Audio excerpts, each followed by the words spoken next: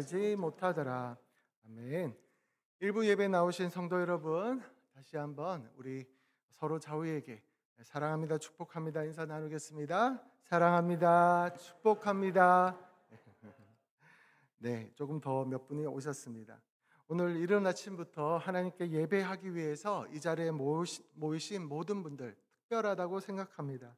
특별히 여기 청년들 중에서는 중고등부 교사로 섬기시는 분들도 있고, 또 주일에 아직 쉬지 못하거나 또 일을 하시는 상황에 있어서 수고하시는 분들이 그래도 피곤한 몸을 이끌고 이 자리에 나오셨습니다. 또 혹시 출타할 일이 있지만 그 장소로 바로 가도 되지만, 그 근처에서 예배도 드려도 되지만 본교에서 예배를 그래도 드리고 가야지 하고 보통 때보다 빠르게 나오신 모든 분들, 그리고 무엇보다 일부부터 오후 예배까지 일부를 드리고 오후까지 계속해서 주차장과 또 차량 운행으로 수고해 주시는 모든 분들, 여기 계신 한 분 한 분이 하나님의 귀한 교회의 기둥들이고 일꾼이신 줄 믿습니다. 피곤하시겠지만 이 아침에 드리는 예배가 우리 주님으로부터 세임과 소망을 얻는 시간이 되시길 주님의 이름으로 축원합니다.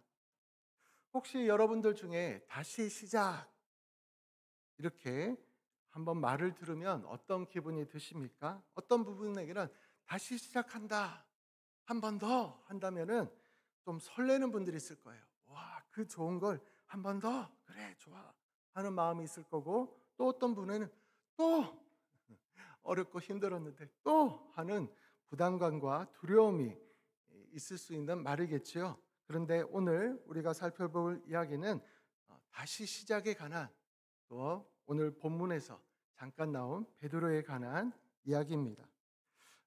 방금 읽은 우리가 20장까지는 잘 알고 있죠. 그런데 20장으로 요한복음은 끝나지 않고 21장까지 성경에 기록되어 있습니다.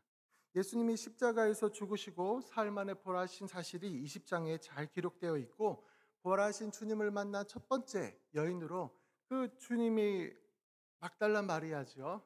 일곱 귀신 들렸다가 예수님께서 쫓아내 주셔서 정말 마음에 예수님을 향한 사랑과 마음으로 가득 찼던 그녀가 예수님의 시체가 안 보였을 때 너무 슬퍼서 통곡을 하고 있었는데, 그 예수님께서 처음으로 다른 제자들보다 먼저 울지 마라 하고 나다 하고 만나 주셨죠. 그 부활하신 예수님을 만난 큰 기쁨에 수가성의 여인처럼 예수님이 부활하셨다고 제자들에게 가서 예수님의 부활 소식을 전하는 첫 번째 기쁨의 소식의 부활의 전달자가 되었습니다. 근데 이 마리아의 말을 듣고 베드로와 요한이 뛰어가지 않습니까? 근데 무거운 무덤 문이 정말 굴려져 있고 예수님을 감쌌던 세마포원만 덩그러니 남겨 있는 것을 보고 이상하게 생각했어요.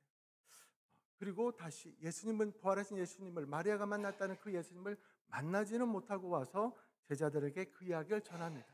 그럼 이때까지는 제자들이 아직 확신이 없는 거예요. 정말? 진짜? 하고 마리아의 말을 들을 때는 이랬는데, 베드로도 못 만나고 왔다고 하니까, 아니 그러면 예수님의 시체가 어디로 갔을까? 부활하셨다면 도대체 어디로 갔을까?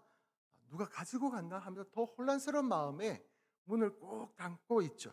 왜냐하면 사내들인 공의회가 예수를 말하는 자, 예수를 따르는 사람들은 우리 유대교에서 출교해버리겠다, 이렇게 선포를 했기 때문이죠. 출교를 하게 되는 그 순간부터 모든 권리나 권력, 모든 것들은 다 사라지게 되니 사람들이 예수를 따르는 자라고 돌로 치더라도, 다 뺐더라도 어쩔 수 없는 상황이죠. 그래서 제자들은 모여서 두렵고 떨리는 마음으로 문을 꼭 닫고 있었습니다. 근데 그때 예수님이 첫 번째로 제자들 모두에게 나타나시면서 너에게 평화가 있으라 라고 말씀하시고 그들에게 두 손과 창에 찔렸던 옆구리를 보여주시죠. 그때서야 제자들은 예수님의 부활을 실감을 하면서 두려웠던 마음에 위로를 얻습니다. 그리고 예수님께서 후 하고 너희가 성령을 받으라 라고 말씀해 주십니다. 사랑하는 성도 여러분, 혹시 교회는 나왔지만, 지금 이 자리에 나왔지만, 그러나 내 마음 가운데 누군가에게도 들키기 싫고, 그리고 알려지기도 원치 않고, 누가 내 잘못을, 또 내 약함을, 내 추한 모습을 알면 어떻게 하나, 이런 마음으로 사람들을 피하면서, 하나님도 어쩌면 피하는 마음으로 그래도 이 자리에 나오 계신 분이 혹시 없으십니까? 그분들에게 예수님께서 우리 마음 가운데 오셔서 평화를 얻으라, 성령을 받으라 라고 하는 말씀이 이 자리에 모이신 모든 분들에게 임하길 주님으로 축복합니다. 특별히 사랑하는 교사 선생님들, 우리 성도님들, 피곤한 마음과 또 부담감을 가지고 또 이 자리에 오신 분들도 많을 텐데, 성령으로 말미암아 그 피곤한 마음에 새 힘을 얻게 되는 놀라운 은혜가 있을 바랍니다. 그리고 이때 함께 있지 않았던 도마가 있었죠. 그 도마가 제자들을 만나 주신 그 이야기를 듣고는 나는 예수님의 손가락, 그 내 손가락으로 예수님의 그 창자국과 못자국에 손을 집어넣지 않고는 못 믿겠다라고 말하죠. 근데 이때 이 도마가 빈정거리는 거나 이런 말이 아니라 정말 간절함의 표현입니다. 정말 내가 정말 주님을 그렇게, 이게 꿈이 아니고 잘못된 착각 가지고 내가 보고 싶어서, 내가 만나고 싶어서 만든 환상이 아니라 진짜라면 좋겠다는 그런 뜻도 마음도 있지요. 우리 기드온이 하나님께서 강한 용사다 하면서 너를 통해 이스라엘 구원할 것이다 할 때, 저요? 저 같은 사람이요? 하면서 정말 저를 부르셨어요? 왜요? 하면서, 그럼 정말 저를 불렀다면 양털에 이슬이 내리게 해주십시오. 그리고 한 번이 아니라 또 바꿔서 이번엔 양털은 그대로고 양털 밑바닥만, 또 주변만, 이런 식으로 계속해서 확증하는 것을 보게 되죠. 더 잘 믿기 위해서 하는, 더 저에게 믿음을 주십시오. 저를 불쌍히 여기십시오. 저가 확실하게 주님을 따를 수 있도록 도와주십시오라는 그 말에 예수님께서는 도마에게도 특별히 나타나신 것을 봅니다. 그리고는 너희가 믿음 없는 자가 되지 말고 믿는 자가 되리라, 믿는 자가 되어라 하시면서 만져봐라, 누워봐라 하시지요. 그때 도마가 주는 나의 하나님이십니다, 나의 주님이십니다라고 고백하게 됩니다. 사랑하는 성도 여러분, 우리에게도 그냥 나오니까 믿으니까가 아니라 때로는 이렇게 도마처럼, 기드온처럼 간절한 마음으로 하나님이 정말 함께 하심을, 나의 길을 인도하고 계심을 보여달라고 간절히 기도하는 저와 여러분 되시길 바랍니다. 이렇게 요한복음에 부활하신 주님에 대한 것은 다른 공간복음과 20장만으로 충분했어요. 그런데 21장을 기록한 사도 요한의 이유가 있습니다. 부록처럼 끼어져 있는 이 21장은 사도 요한이 제일 오래 살았고 요한복음을 제일 마지막에 기록했지 않습니까? 그런 이유가 있어요. 특별히 베드로와 또한 자신에 대한 문제입니다. 그 당시 초대교회 성도들 가운데 베드로가, 아니 그러면 예수님을 믿고 또 그 사도들을 통하여서 예수님을 믿었던 초대교회 성도들이, 이방인들이 다 이야기를 들었어요. 공간복음 곳곳에 다 베드로가 부인한 이야기, 3번 배신한 이야기, 그런 이야기들이 다 나오잖아요.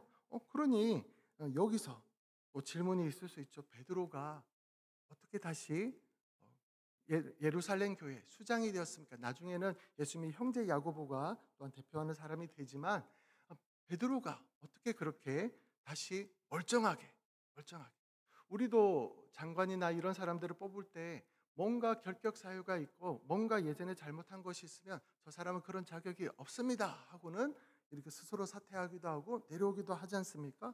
아니, 다른 사람이 아니라 새 예루살렘 교회의 수장이라고 할 수 있는 이런 사람은 베드로가 아니라 또 다른 사람, 정말 믿음을 잘 지킨 사람, 물론 그런 사람은 한 명도 없었지만 그런 사람이 되어야 되지 않겠습니까? 이 질문에 대한 답이 될 수도 있겠고, 또 나중에 사도 요한이 베드로가 물어보죠. 저 사람은 어떻게 되겠습니까? 라고 했더니, 저가 내가 올 때까지 살려둔다고 해도, 계속 있다고 해도 그게 너와 무슨 상관이냐? 너는 나를 따르라. 다른 사람 신경 쓰지 말고 나를 따르라. 너는 내가 너에게 준 그 사명만을 따르라 생각해라 라고 말한 건데, 그게 와전돼서 우리 사도 요한은 죽지 않는데, 예수님 오기까지 죽지 않는데 하고 생각했기 때문에 그런 오해도 바로잡기 위해서 21장을 기록한 것 같습니다.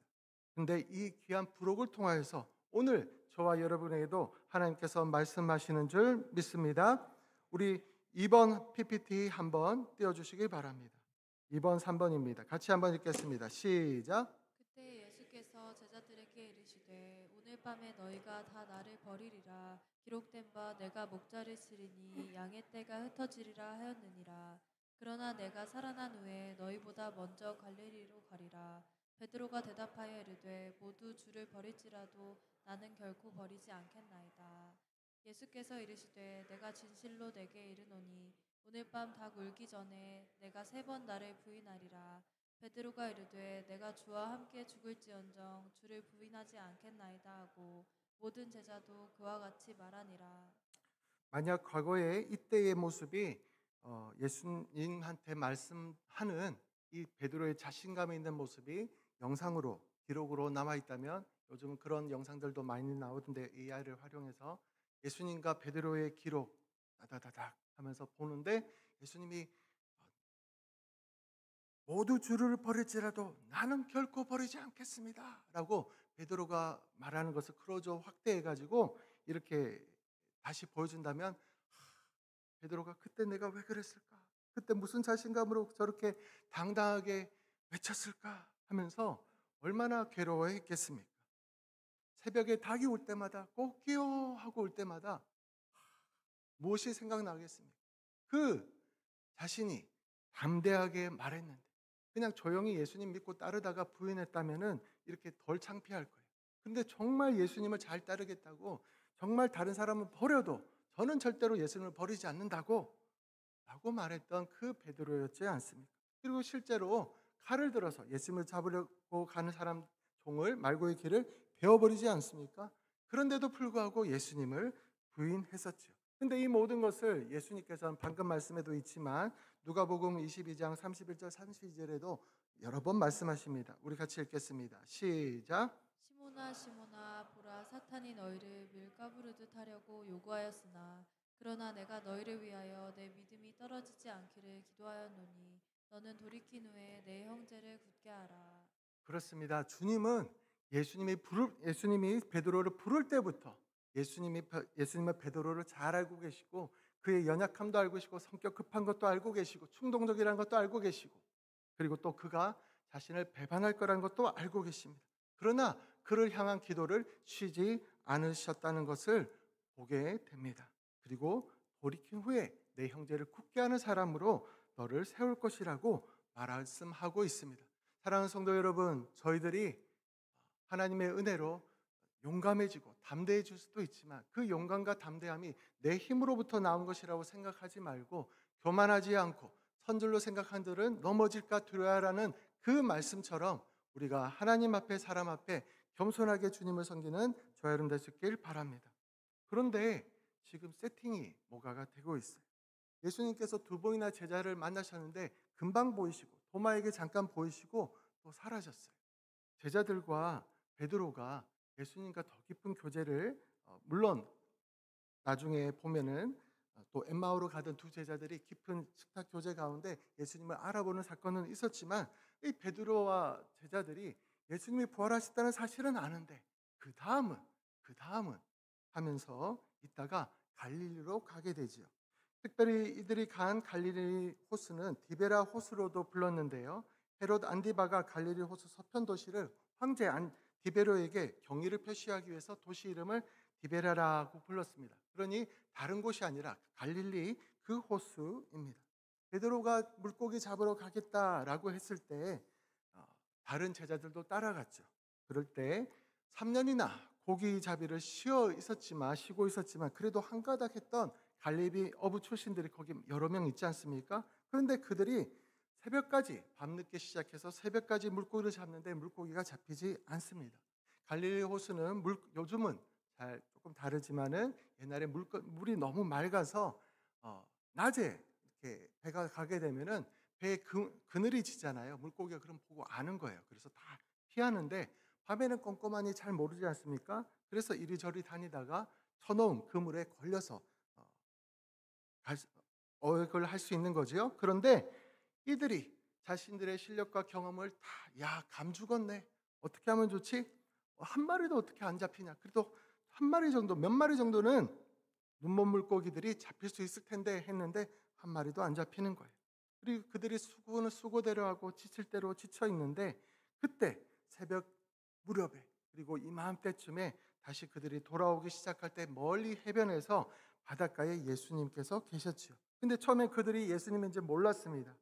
아이들아, 고기가 있느냐라고 예수님 물으시자 그들은 없다라고 대답했죠. 예수님은 그 물을 내 오른편에 던지라 라고 했을 때, 정말 순종했을 때 무려 153마리나 되는 많은 물고기들이 이렇게 걸리게 되는 것을 봅니다. 선생님들, 우리 성도님들, 때로는 우리가 우리의 모든 경험과 노력으로 다 해도 안 될 때가 있어요. 그럴 때 어떻게 보면 하나님 말씀에 더 묵상하고 기도하고 하면서 그 주시는 영감을 가지고 내가 평소에 안 해본 방법이지만, 경험상으로는 아니지만 그 방법을 한번 따라보는 것도 하나님의 일하심을 볼 수 있는 기회가 될 수 있을 것 같습니다. 그들이 주님의 말씀대로 순종했을 때 놀라운 경험을 하게 되죠. 그때 요한이 먼저 깨달아요. 주님이시다. 영적인 통찰력은 요한이 먼저였어요. 그런데 실행력은 베드로가 앞섰습니다. 그 말을 듣는 순간, 깨닫는 순간, 그래, 그때처럼 우리가 예수님을 만나기 전에, 예수님이 우리를 제자로 부르시기 전에 그렇게 우리가 이와 똑같이 밤새도록 고기를 잡으려 했지만 못 잡았었는데 예수님 말씀하신 대로 했더니 크게 얻었었지 하고는 그 사실이 기억나서 베드로는 뛰어듭니다. 그런데 스승에 대한 경의를 가지고 윗옷을 벗었던 윗옷을 입고 다시 물에 뛰어들게 되죠. 우리가 수영을 해봐서 알지만은 옷을 입고 수영하는 게 더 힘듭니다. 그렇지만 예수님에 대한 경의로 그렇게 입고 한 거죠. 우리 4번 그림 한번 띄워주시기 바랍니다. 그런데 여기에 놀라운 게 있어요. 예수님께서 숯불을 피워놓고 고기하고 빵도 준비해 놓으시고 또 뒤에 온 제자들한테 고기 좀 더 여기 더 할 것이 있느냐라고 물으셨습니다. 그리고 제자들 모두와 함께 아침 조반을 하셨습니다. 식탁 교제를 나눴습니다. 우리 엠마오로 가던 두 제자들이 예수님과의 식탁 교제를 통하여 더 알게 됐듯이 더 깊은 교제를 나누는 가운데 더 깊은 하나님과의 만남들을 가지게 된 것이죠. 이처럼 주님께서는 우리가 실수하거나 잘못해도 그것을 모른 채 하거나 멀리 계신 분이 아니라 적극적으로 먼저 우리들에게 찾아오시는 분이시라는 것을 우리가 다시 한번 잊지 말아야 할 것입니다. 그런데 여기서 중요한 것이 있어요. 왜 이곳이었을까요? 왜 갈릴리였을까요? 왜 예수님께서는 두 번의 제자들과 만났을 때는 제일 먼저 처리해야 될 것이 베드로 아닙니까? 제일 먼저 잘못한 사람에게 너는 왜 그랬느냐 하고 물으실 수 있지 않습니까? 그런데 제자들에게 나타났을 땐 그 두 번의 만남에서는 베드로에게 별 말씀 없으시다가 이 갈릴리 바다에서 갈릴리로 내가 먼저 가 있어서 너희들을 만날 것이라고 말씀하셨지만, 그리고 또 하필이면 이 시간에 제자들이 다 힘이 빠지고 자기들의 힘으로는 안 된다는 것을 알았을 때, 그리고 먹을 것을 준비하시면서 숯불까지 피워놓고 이렇게 계셨을까요? 베드로만을 위한 맞춤 상담을 하기 위해서입니다. 베드로만을 위한 특별한 시간이었습니다. 갈릴리 바다는 예수님과 베드로가 만났던 첫 번째 장소이죠. 그 해변인 거예요. 그 해변이 하나님과 만난 첫 장소인 거예요. 둘째로 예수님께서 시몬의 요한의 아들 시몬아라고 맨날 이름을 바꿔주신 너를 장차 게바라 부르리라 베드로라 하리라 한 뒤로부터 베드로야 베드로야 하셨는데, 이 만남 때는 다시 한번 옛날 이름을 불러주시는 거예요. 요한의 아들 시몬아, 원래 이름 기억하라는 것입니다. 너가 요한의 아들 시몬이었을 때 내가 너를 게바라고 불렀었지. 내가 너를 죄인 되었을 때, 내가 아직 나를 몰랐을 때, 그때 내가 너를 불렀었지. 그리고 너에게 새 이름을 주지 않았느냐? 기억하라는 것입니다. 첫 번째, 그 부르심과 사랑을 기억하라는 것입니다. 우리가 부부 간에, 그리고 자녀들 간에, 부모님 간에 어려운 일이 있다면은 부부들은 처음 사랑을 맹세했던, 그리고 또 결혼식 때 그런 약속들과 편지들과 사진들과 영상들을 보면서 다시 한번 우리의 사랑들을 새롭게 할 수 있겠죠. 자녀들이 속을 썩이고 할 때도 우리 이 아이를 처음 세상에 태어났을 때 그때의 감격과 기쁨을 생각한다면 다시 한번 이 아이에 대해서 생각을 바르게 할 수 있을 것입니다. 저도 큰아이가 본이가 태어날 때 아주 어렵게 한 번에 계류유산을 하고 또 아주 어렵게 태어났기 때문에 때로는 마음에 안 들어서 또는 너무 앞장서서 생각해서 뭔가 조그만 실수인데도 나중에 더 큰 실수를 할 것처럼 막 화를 낼 때가 있더라고요. 저도 모르게. 그런데 나중에 생각해 보니 이 아이가 내가 내 힘으로 우리 부부의 힘으로 낳았나? 아니면 하나님이 주신 아이인가? 생각해 보니 하나님이 주신 아이더라고요. 그래서 다시 한번 이 아이를 내 아이가 아니라는 생각을 가지고 대하게 되는 법들을 조금씩 훈련해 가는 것 같습니다. 그리고 장례식장에 갔을 때도 그렇습니다. 내 부모님과 좀 속이 상하거나 왜 저러시나 이렇게 할 때도 있지만은 죽음 앞에서 사랑한다고만 말해도 그 시간이 아주 짧구나.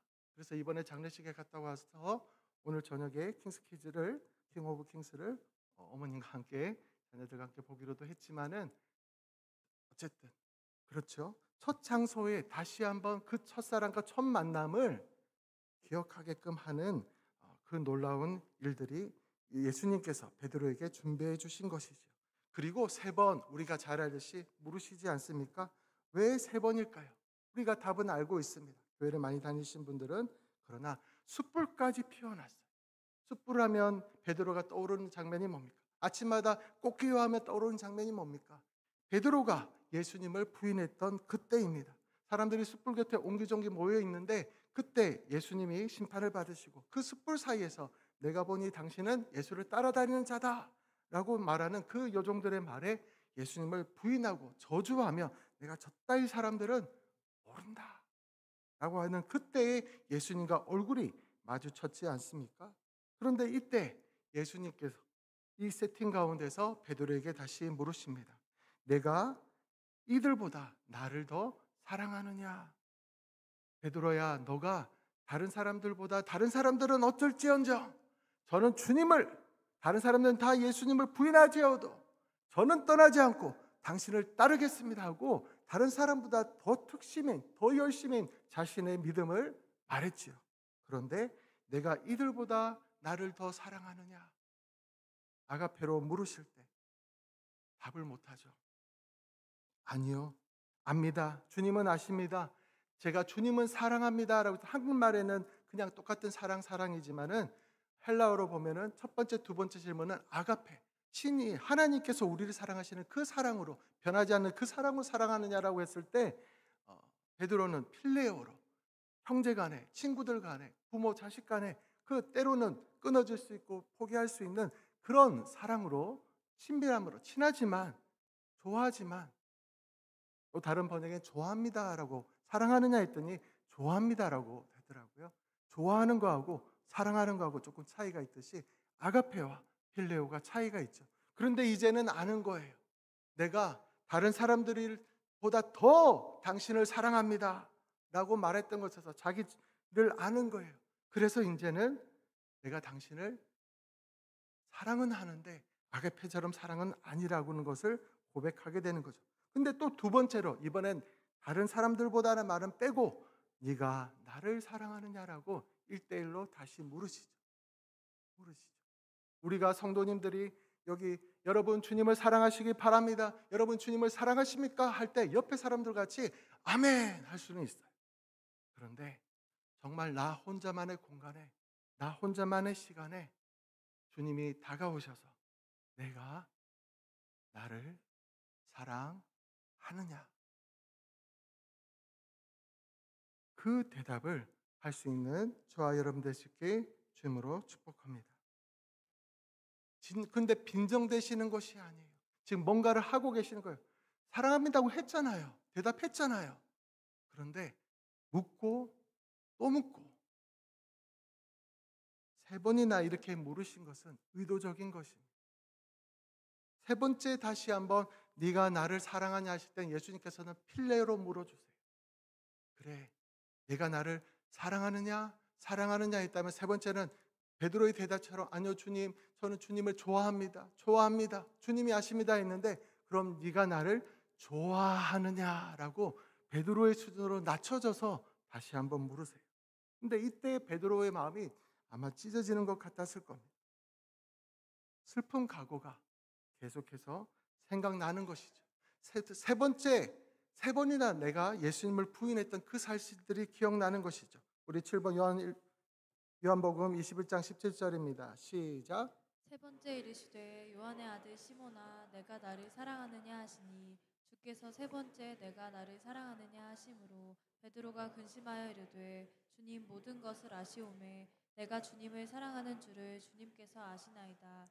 예수께서 이르시되 내 양을 먹이라. 다른 제자들과 함께 있을 때 묻거나 따지지 않으시고 갈릴리 바다에서 처음 하나님과 예수님과 만났던 그 장소에서, 예수님 부르셨던 그 장소에서 그 처음의 이름을 불러주시면서 다시 한번 물으시며, 그리고 그 저주했던 입술 얼마나 속으로 생각했을까요? 다른 사람은 이건 도저히 다른 사람이 괜찮아 베드로 그렇게 회개하고 통곡하고 금식했으니 하나님도 예수님도 너 마음 다 아실 거야. 몰라요. 베드로가 얼마나 마음이 찢어지는지 몰라요. 누가 위로해줘요? 누가 치료해줘요? 스스로도 자기도 용납이 안 돼요. 내가 예수님을 부인하다니, 내가 예수님을 저주하다니, 스스로도 용납이 안 되고 용서가 안 되고 다른 사람이 괜찮아 해도 안 되는 거예요. 그런데 그 당사자이신 예수님이 그냥 덮어놓고 용서해 주시는 것이 아니라 그 저주했던 그 입술로 세 번 저주했던 그 입술을 다시 한번 세 번 사랑한다는 고백을 할 수 있도록 기회를 주신 그 하나님이 오늘 저와 여러분에게도 물으시는 줄 믿습니다. 베드로의 과거를 회복시키시는 거예요. 나가! 저리 가! 안 살아! 했던 입술을 사랑해, 미안해, 고마워 라고 해보시기 바랍니다. 안 쳐다보고 문 닫아버리고 전화를 끊어버리고 했던 곳에서 전화를 먼저 걸어보고 문을 열고 먼저 다가가서 안아보시길 바랍니다. 이전엔 나 중심의 믿음이었어요. 그런데 이제는 내 한계를 보고 내 것을 알고 나니까 이제는 주님 중심으로 말하는 거예요. 그뿐만 아닙니다. 예수님께서 내 양을 먹이라 라고 말씀하시잖아요. 이제는 내가 중심이었어요. 내 믿음만 중심이었어요. 내가 하나님께 충성하는 거고 내가 복을 받는 거고 내가 하나님 앞에서 막 칭찬을 듣는 이런 거였는데 이제 그렇게 깨어지고 고백하고 하고 보니까 예수님께서 대한 믿음들을, 마음들을 솔직하게 고백하고 나니까 거기서 그치지 않고 예수님께서는 내 양을 먹이라, 내 양을 돌보라, 내 양을 먹이라 라고 말씀하십니다. 그때서야 베드로 눈에 다른 사람이 보여요. 다른 하나님의 어린 양들이 보여요. 이제 앞으로 베드로는 예루살렘 교회의 수장이 되어서 또 많은 사람들을 이끌어 가야 됩니다. 그리고 성령의 도움과 역사하심으로 말미암아 숨어서 지내는 그런 것이 아니라 정말 모든 사람들에게 이방인들이, 유대인들이 예수님이 부활하셨다는 그 사실과 그 능력을 말미암아 많은 사람들이 오게 될 거예요. 3,000명, 5,000명 오게 될 거예요. 그런데 그때 역시 예수님이 나를 알아보시고 베드로를 한 말한 이유가 있었어. 나는 역시 믿음이 좋은 자야. 내 반석 위에 너희들이 세워질 것이다. 이렇게 하는 것이 아니라 완전히 조약들보다 못한 그런 모습과 나였지만 이런 나를 다시 받아주신 예수님은 나에게, 이런 부족한 나에게 자신의 양들을 맡기는구나. 이 양들을 보내신 분은 예수님이구나. 나는 이 예수님이 보내주신 이 양들을 조금 잠깐 동안 잘 돌보고 말씀으로 먹이고 말씀으로 키우고 하나님의 말씀을 잘 따라갈 수 있도록 훈련시킨 다음에 다시 예수님께로 보내야 되는구나. 그 마음과 각오를 다시 새겼을 것입니다. 그러니 이제는 자신이 중심이 아니기에 예수님이 중심이기에 예수님이 그 양들을 위해서 죽으라 하면 죽는 그런 마음을 가질 수 있었던 것이죠. 오늘 이 자리에 나오시는 분들 중에 교사나 또한 다른 구역장이나 기관장이나 다른 분들을 섬기는 자들에게, 교회에서 봉사하시는 분들에게 이 하나님으로부터 오는 사랑과 사명을 같이 받는 은혜가 있으시길 주님으로 축복합니다. 내가 무언가 되기 위해서 내가 이런 사람이라서가 아니라 그 사랑을 받았기에 감사하는 마음으로 주의 몸된 교회를 섬기는 마음으로 나아가시기 주님의 이름으로 축복합니다. 우리 8번 마지막으로 같이 한번 읽겠습니다. 시작. 그런즉 누구든지 그리스도 안에 있으면 새로운 피조물이라 이전 것은 지나갔으니 보라 새 것이 되었도다. 그렇습니다. 그날 그 해변에 무슨 일이 일어났습니까? 실패한 제자들이 다시 일어섰습니다.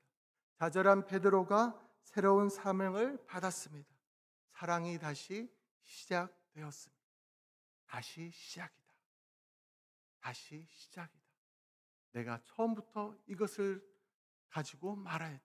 너가 잠깐 은혜를 받고 능력을 받아서 많은 제자들 앞에서 나를 가장 잘 따르는 자로 이렇게 교통 정리하고 하면서 했던 그 모습이 너의 진짜 모습이 아니라 깨지고 부인하고 자신의 죽음 앞에서 한없이 초라해졌던 그 모습이 너의 진짜 모습이 아니라 진정한 모습은 나의 사랑을 받고 다시 한번 나에게 그 사랑을 가지고 많은 사람들을 나에게로 이끄는 그 모습, 그 어부, 그것이 너의 새로운 정체성이다. 오늘 우리에게 주님께서 말씀하시는 줄 믿습니다. 오늘 이 자리에 계신 분들 가운데 베드로와 같이 그런 모습이 있는 분이 있다면 그런 해변에 하나님께서 우리를 만나시기 위해서 다시 그 자리로, 다시 그 비슷한 곳으로, 그 상황으로 똑같은 기회를 주시고 우리에게 다시 한번 말씀하실 때 사랑의 고백을 들을 수 있는 행동을 할 수 있는 저와 여러분 될 수 있길 바랍니다. 하나님 우리를 포기하지 않으십니다. 실패해도 좌절했을 도 하나님 우리를 찾아오셔서 다시 일으키시며 회복시키시며 네가 나를 사랑하느냐? 라는 말씀을 통하여 우리의 모든 잘못들을 다시 한번 갚을 수 있는 은혜를 주시는 줄 믿습니다. 이 시간 여러분들도 저와 여러분들이 다 베드로처럼 고백할 수 있게 되길 바랍니다. 주님, 제가 주님을 사랑합니다. 주님을 사랑하는 줄 주님께서 아십니다.